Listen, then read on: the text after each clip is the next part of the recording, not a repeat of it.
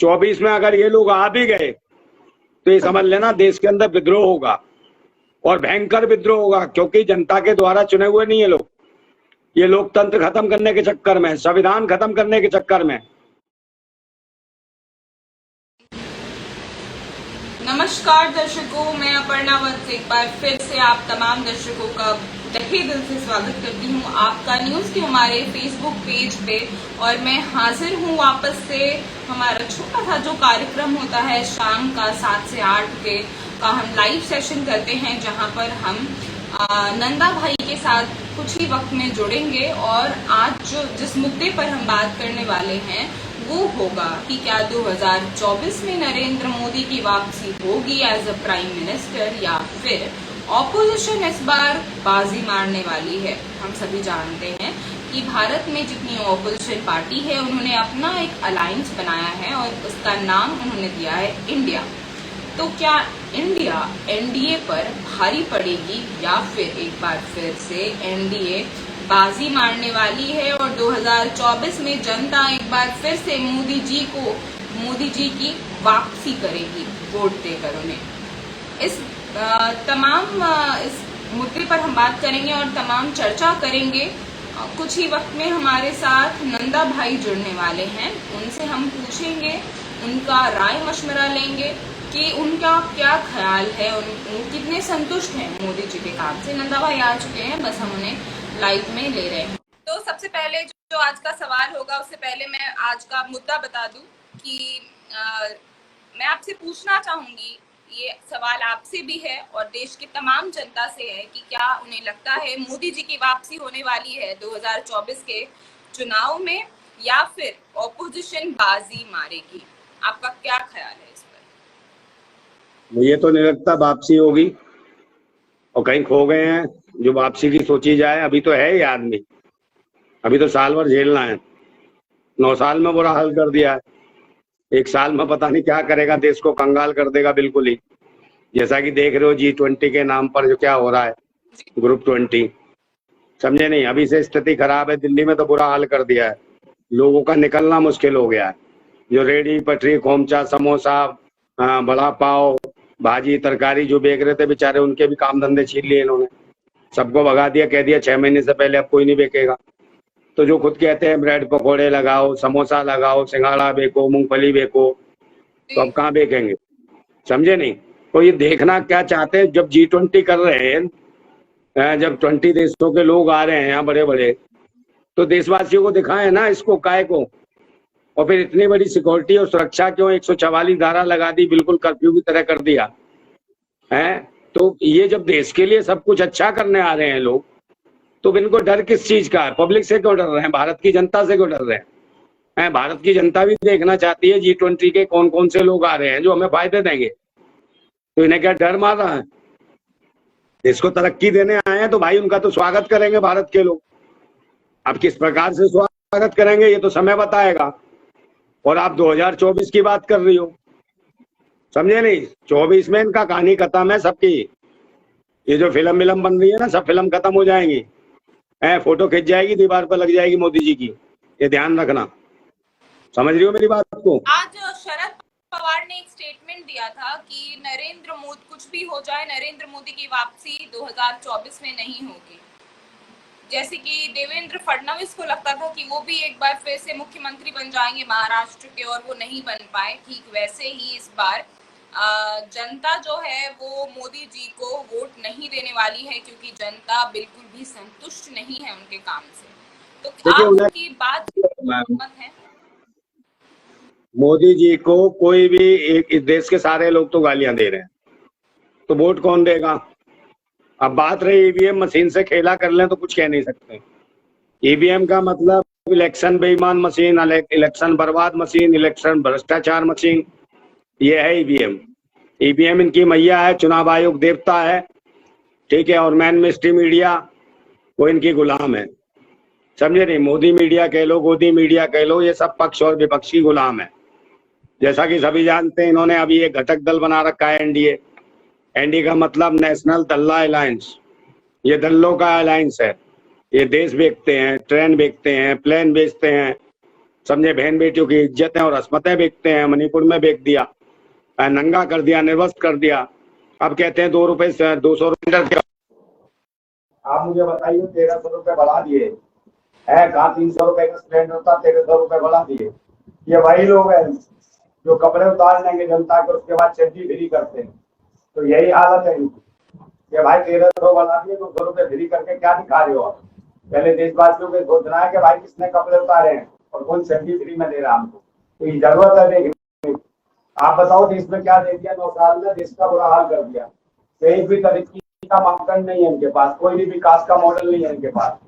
जब आएंगे तो धर्म मजहब के नाम पे आतंक बचाएंगे, हिंदू मुसलमान के नाम पे आतंक बचाएंगे, पाकिस्तान हिंदुस्तान के नाम पर आतंक बचाएंगे, कई देवी देवताओं को परेशान करेंगे। तो इन्होंने तो पाखंड बचा रखा है देश के अंदर। तो स्थितियां जो है वो बहुत पैनी है भारत की, समझे नहीं?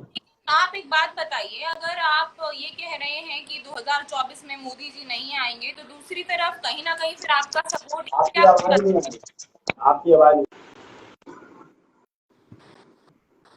आवाज नहीं आ रही फिर? हाँ, अब आई आवाज। ओके सर, मेरा सवाल यही था कि आप जैसे कह रहे हैं कि मोदी जी 2024 में वापसी नहीं करेंगे, तो क्या आपका सपोर्ट इंडिया को जाता है, जो इंडिया ऑपोजिशन ने बनाई है, इंडिया अलायंस? इंडिया अलायंस कौन है? ऑपोजिशन देखिए, मजाक बनाया सभी ने, तो मिलकर बनाई है, जिसमें कि कांग्रेस, आरजेडी और भी तमाम पार्टी शामिल। मेरे को तो ये मजाक लगता है। एक बात बताइए, इंडिया बना रहे हैं, कंडिया बना रहे हैं, क्या क्या बना रहे हैं, समझ से परे है, समझे? इन्होंने एनडीए बनाया, नेशनल दल्ला अलायंस। इन्होंने इंडिया बनाया। इंडिया का मतलब क्या है आपको बताया था, फिर बता देता हूँ एक बात, जब तक सुने। इंडिया का मतलब है इरिटेड नेशनल दल्ला इनकम एसोसिएशन। ये है इंडिया, समझे? ये भी दल्ले हैं, ये भी दलाल हैं, देश को बेचने वाले हैं, समझे नहीं? चोर, जेब कतरे और डकैत सब शामिल हो गए, पक्ष विपक्ष। मैं पहले भी कहा कि अब देश की जो सत्ता जब खलनायक हो और विपक्ष नालायक हो तो देशवासी परेशान होंगे। तो आज की डेट में जो विपक्ष है, ये जब सारी की सारी जो विपक्ष है और ये सत्ता है, ये जनता विरोधी है, ये पब्लिक विरोधी लोग हैं। ये देश को बेच रहे हैं, देश के सरकारें संस्थान बेच दिए, समझे नहीं? शिक्षा के सारे केंद्र बेच दिए इन्होंने, शिक्षा का प्राइवेटीकरण किया है। आप भी कहीं हो तो प्राइवेट ही पढ़ रही होंगी, मुझे तो नहीं लगता गवर्नमेंट जॉब से पढ़ रही। गवर्नमेंट पढ़ रही हो क्या? प्राइवेट है ना? तो मैं गवर्नमेंट पढ़ रही हूँ, बट आप फिलहाल मेरे पे बातें ना करें। मैं फिर भी पूछ रहा हूँ, मैं बता रहा हूँ फिर भी। चलिए नहीं, कोई बात नहीं, फिर भी फीस बहुत ज्यादा बढ़ा दी है, जो एक नॉर्मल परिवार के लोग नहीं दे सकते हैं। तो शिक्षा जो है फ्री होनी चाहिए, और शिक्षा की इन्होंने कीमतें बढ़ा दी हैं। तो ये कहाँ से विश्वगुरु बनाएंगे इस भारत को? ये देश शुरू भी नहीं हो रहा, उससे पहले खत्म करने पर तुले हुए हैं। इनकी हालतें ऐसी है, मानसिक रोग ऐसा है इनका कि इनकी। मेरा सवाल यहाँ पर ये है कि आप ना कांग्रेस को सपोर्ट कर रहे हैं, आप ना बीजेपी को सपोर्ट कर रहे हैं, कोई तो प्रधानमंत्री बनेगा ना? तो हाँ बनेगा। आपका नाम क्या है? मैं तो खड़ी ही नहीं हूँ इलेक्शन में।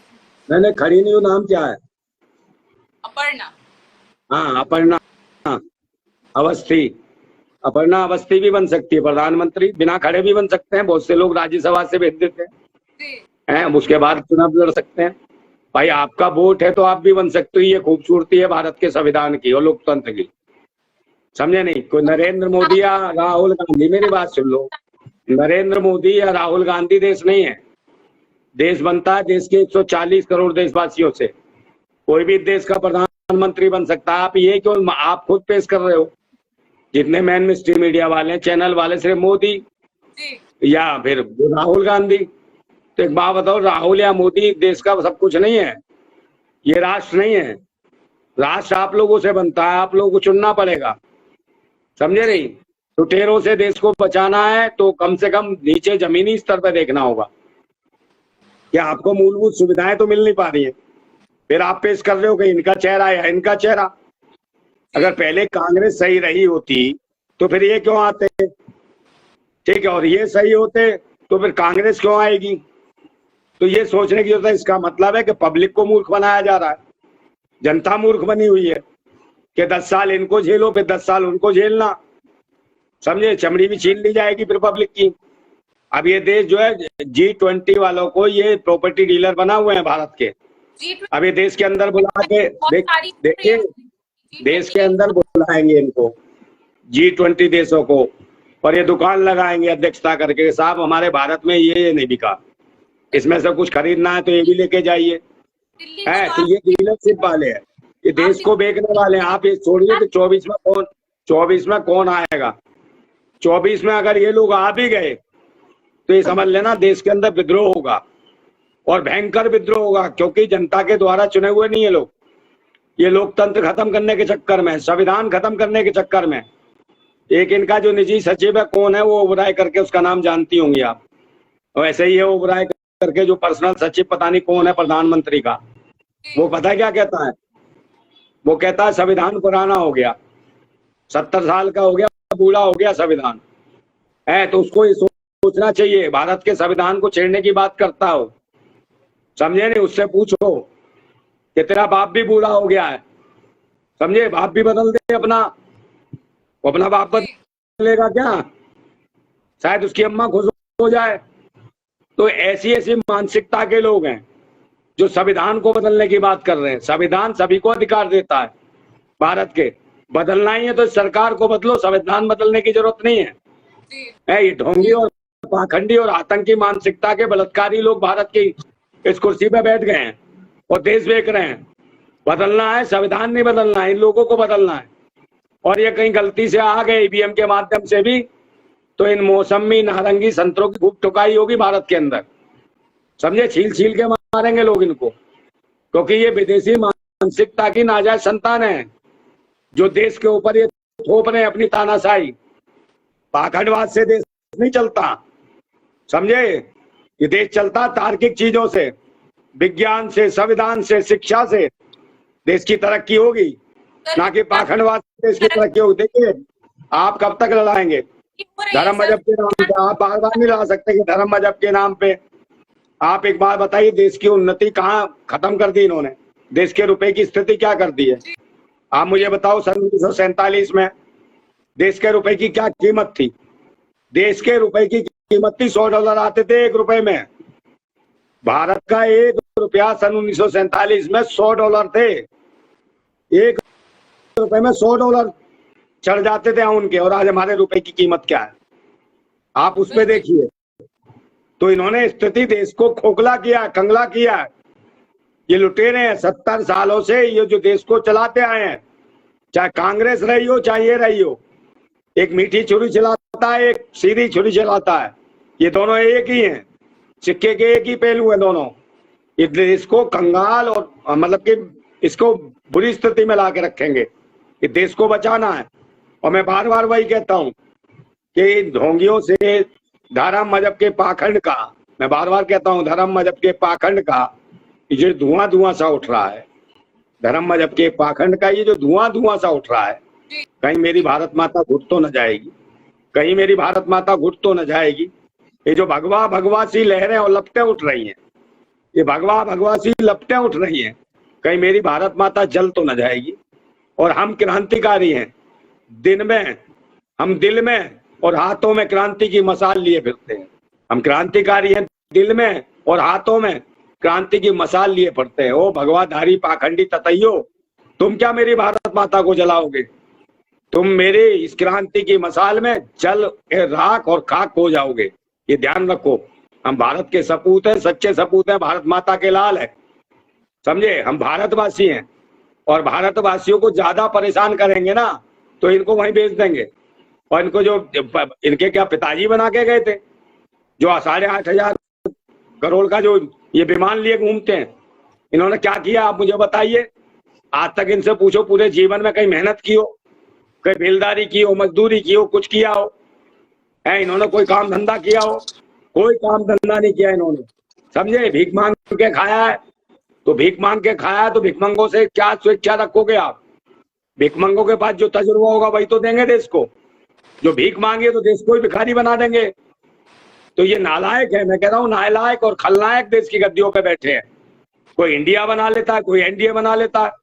आज जरूरत है हर आदमी को खड़े होने की, मैं तो कहता हूं हर लोकसभा क्षेत्र से, हर विधानसभा क्षेत्र से 1,000 आदमी खड़े हो जाए, हर एक क्षेत्र से, तब तो लोकतंत्र की खूबसूरती दिखाई देगी। किस किस को बैठाएंगे ये लोग, इनकी औकात दिख जाएगी।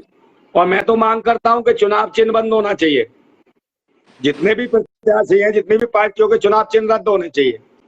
चुनाव चिन्ह की जगह पार्टी का नाम लिखे और जो प्रत्याशी है उसका चेहरा लगाया जाए, जिसके ऊपर वोट डले, स्टंप मारी जाए जिसके ऊपर, ताकि प्रत्याशी का जो चेहरा होगा क्षेत्र की जनता जान जाएगी कि हमारे बीच में काम करता है कि नहीं कराता इसने, तब तो वोट बढ़ेगा। अभी तो सिंबल बेच देते हैं करोड़ों रुपए में, सिंबल में वोट खा लेते हैं। तो जनता को ये पता होना चाहिए कि इसने हमारे क्षेत्र में ये आता भी था कि नहीं आता था, इसको हम जानते नहीं जानते। तो उसके चेहरे पर वोट पड़ना चाहिए, चेहरा ही चुनाव चिन्ह होना चाहिए प्रत्याशी का, तब जाके सही राष्ट्रवाद की ओर हम कदम रख पाएंगे। नहीं तो ये पाखंडवाद बढ़ता रहेगा और सिंबल बिकते रहेंगे पार्टियों के और दुकान चलती रहेगी। सब प्रोफेशनल है, देश से किसी को मतलब नहीं है, लुटेरे हैं, ये देशद्रोही हैं, ये आतंकी हैं, ये आतंकवादी हैं, ये बहन बेटियों की इज्जत लूटते हैं, ये बलात्कारी हैं। आपने देखा मणिपुर में, आज तक नहीं पता चला उनको न्याय कैसे मिलेगा।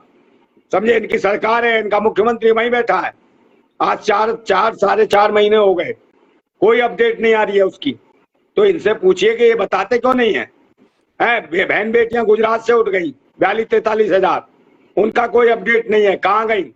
बेटी बचाओ बेटी पढ़ाओ की बात करते थे लुटेरे, आज बेटियों की इज्जत है खतरे में, बहन बेटियों की इज्जत है खतरे में, पढ़ाई लिखाई खतरे में, संविधान खतरे में, लोकतंत्र खतरे में है। बार बार मैं कह रहा हूँ, सामंतवादी व्यवस्था को लागू करना चाहते हैं और इसमें साम्राज्यवाद पैदा करना चाहते हैं।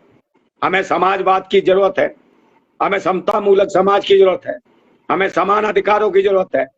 और अभी कह रहे हैं कि महिलाओं को अधिकार देंगे, महिलाओं को क्या अधिकार देंगे? ऐसे अधिकार देंगे बहन बेटियों की इज्जत लूटेंगे, ये अधिकार है? इनके मुखमंडल से अच्छा नहीं लगता महिलाओं को सम्मान की बात करने की, इन्हें डूब के मर जाना चाहिए। एक इनकी मंत्री है, वो महिला बाल विकास मंत्री है, उसमें फ्लाइंग किस दिखती है इसको संसद भवन में, किसी और सांसद को नहीं दिखता उड़ता हुआ चुम्बन है। ये 50 साल की दिखती है अम्मा, और इसे कौन देगा चुम्मा, ये पूछो। समझे नहीं? ऐसी ऐसी महिला है। तो देश की बहन बेटियां संसद देखती होंगी, संसद सत्र देखती, उनके दिमाग पर क्या असर पड़ता होगा? ऐसी ऐसी चीजें पेश की जा रही हैं।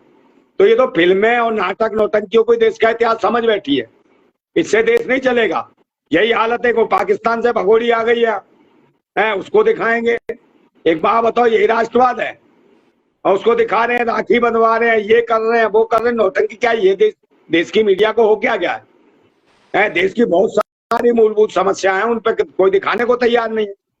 कहाँ बेरोजगारी है, महंगाई है, गरीबी है, भुखमरी है, लाचारी है, कौन बेचारा घूम रहा, कौन गरीब घूम रहा, कहाँ बाढ़ आ गई, कहाँ पानी नहीं आ रहा है, कहाँ लोग तड़प रहे हैं, किसानों की लागत मेहनत का दाम नहीं मिल रहा। एमएसपी के रेट की बात करी थी, आज तक नहीं दिया। किसान आत्महत्या कर रहा है, नौजवान आत्महत्या कर रहा है, देश का जवान आत्महत्या कर रहा है बंधक पेंशन के लिए। 80 लाख पूर्व सैनिक बंधक पेंशन मांग रहे हैं। समझे नहीं? 80 करोड़ लोगों को 4 किलो चावल 4 किलो गेहूं पे पल रहे हैं, और ये कहते हैं इंडिया तरक्की कर रहा है। G20 करा रहे हैं देश में, G20 नहीं करा रहे, ये देश को बेच रहे हैं बिल गेट्स के हाथ में। बिल गेट्स को जानती हो आप? नहीं जानती होंगी। बिल गेट्स को जानती हो? सॉफ्टवेयर बनाने वाला व्यक्ति है वो, सॉफ्टवेयर। ये जो कोरोना जो आया था वो भी सॉफ्टवेयर के माध्यम से ही कोरोना फेंका गया। ये 5G जो है ये इसी के माध्यम से मारा जाएगा भारत में, समझे नहीं? और 3 काले कानून जो लागू करवाए थे उसी ने करवाए थे बिल गेट्स ने। वो चाहता था ड्रोन खेती करें और रोबोट ले आए भारत के अंदर, रोबोट इंसानों काम कराए और मारे। कुछ दिनों बाद ये स्थिति होगी, जो धर्म मजहब के ठेकेदार हैं, जो कुर्बानी देते हैं ना, महाकाली को बलि देते हैं, और जो ईद पे जो कुर्बानी देते हैं, कुछ स्थिति होगी जानवरों की जगह इंसानों के बच्चे कटने लगेंगे। इन पाखंडियों का शासन आ गया, ऐसे ही आ गया। ये देश गुलामी की ओर जा रहा है, ये देश बिक रहा है और पूरा भारत बधुआ गुलामी में चला जाएगा। और आज जो देख रहे हैं, जो कल्पना कर रहे हैं, ये पोषाण युग में चला जाएगा, निर्वस्त्र घूमेंगे लोग, ये वो स्थिति कर देंगे भारत की। ये लुटेरे हैं, ये आतंकवादी है, मैं बार बार कह रहा हूं, ये देशद्रोही है, इन्होंने राज क्षेत्र में कोई काम नहीं किया, देश की आजादी में भी कोई इनका कोई कहीं भी कुछ नहीं है। और ये पाखंडवादी लोग धर्म मजहब के नाम पे उकसाने का काम करते हैं। दोस्तों, उन्होंने काफी दिलचस्प बातें कही और एक बात जो मुझे पर्सनली काफी अच्छी लगी वो ये थी कि चुनाव चिन्ह की जो वो बात कर रहे थे कि चुनाव चिन्ह की जगह पे अब यहाँ पर क्या होना चाहिए कि जो भी उम्मीदवार है, मान लीजिए कि किसी जगह से कोई उम्मीदवार खड़ा हो रहा है और बहुत सारे लोगों को पता ही नहीं होता है कि उनके क्षेत्र से उम्मीदवार कौन है, वो बस चुनाव चिन्ह के नाम पर वोट दे देते हैं। तो उनको ये भी तो समझ में आए कि इस उम्मीदवार ने यहाँ पर काम किया है या फिर नहीं किया है। इसको देखते हुए, इसके मद्देनजर अगर तमाम जो वोटर्स हैं उनको ये पता चले कि हमारे इस क्षेत्र से ये उम्मीदवार है, उस चेहरे पर वो वोट दे, तो देश में बदलाव आने के संकेत होंगे। तो आज का हमारा ये लाइव सेशन मुझे यहीं पर रैप अप करना पड़ेगा क्योंकि वो भी थोड़े व्यस्त थे आज। हम बात करेंगे इस पे और भी डिटेल में कि 2024 में हवा का रुख आखिर किस तरफ जाएगा। फिलहाल के लिए मैं लूंगी आपसे इजाजत, मिलूंगी नेक्स्ट लाइव में, यानी कि कल ठीक 7 से 8 के इस कार्यक्रम में। हमारे साथ बने रहिएगा और बहुत बहुत शुक्रिया हमारे तमाम वीडियोस को इतना सारा प्यार देने के लिए। बीते कुछ दिनों में आप जनता ने ये दिखा दिया है कि एक चिट चैट सेशन, एक one on one live session जो होता है उसमें जो हम बातें करते हैं उससे आप कहीं ना कहीं सहमत हैं। इसी वजह से आप हमारे वीडियोस को इतना प्यार दे रहे हैं। ये प्यार बनाए रखिएगा, इस वीडियो को भी ज्यादा से ज्यादा शेयर करें। फिलहाल मैं लूंगी आपसे इजाजत, मिलूंगी कल ठीक इसी वक्त। तब तक के लिए खुश रहें, आबाद रहें, नमस्कार।